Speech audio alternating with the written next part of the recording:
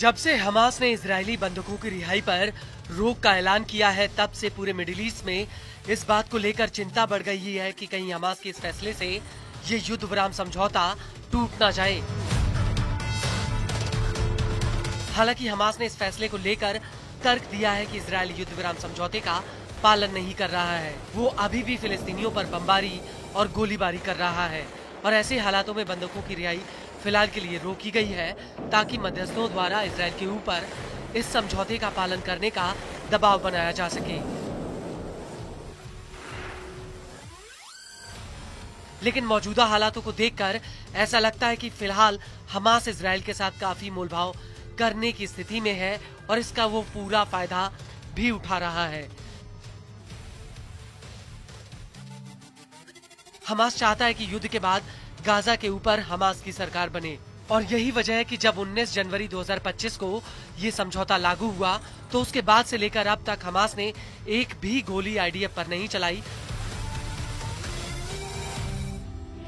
उल्टा इजरायल ने कई बार गाजा पर हमला तक कर दिया और अब तक हमास ने बंधकों की रिहाई को रोकने को लेकर कोई भी धमकी नहीं दी थी।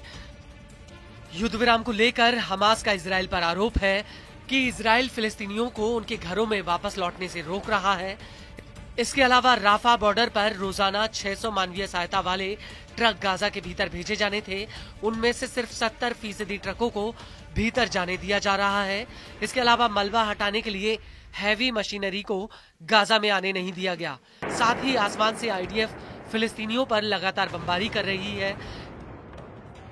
इजरायल ने 60,000 हाउस टेंट और 2 लाख टेम्परेरी टेंट को गाजा में आने नहीं दिया। इसके अलावा इजरायल ने दोहा में हमास से बातचीत के लिए जो टीम भेजी थी उसमें काफी निचले लेवल के अधिकारी शामिल थे, जिससे नेतन्याहू ने दोहा में पहले चरण को आगे बढ़ाने के लिए कहा था।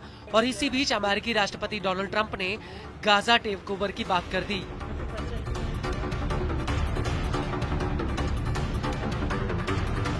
इसके अलावा नेतन्याहू अपने सहयोगियों को एक साथ रखने में कामयाब हुए हैं, जिन्होंने सरकार को चेतावनी दी थी कि अगर नेतन्याहू दूसरे चरण के समझौते को मंजूरी देते हैं तो वो सरकार गिरा देंगे।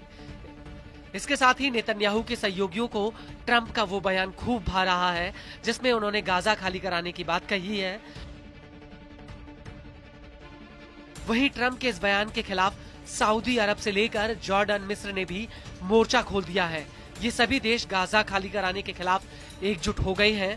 सऊदी ने साफ कह दिया कि वो इजरायल से दोस्ती तब तक नहीं करेगा जब तक कि एक अलग फिलिस्तीन नहीं बन जाता। और यही वजह है कि हमास को अचानक से पश्चिम एशिया में माहौल अपने पक्ष में बनता हुआ दिख रहा है और इसी वजह से उसने इजरायल के ऊपर दबाव डालने के लिए बंधकों की रिहाई को रोकने का फैसला किया है।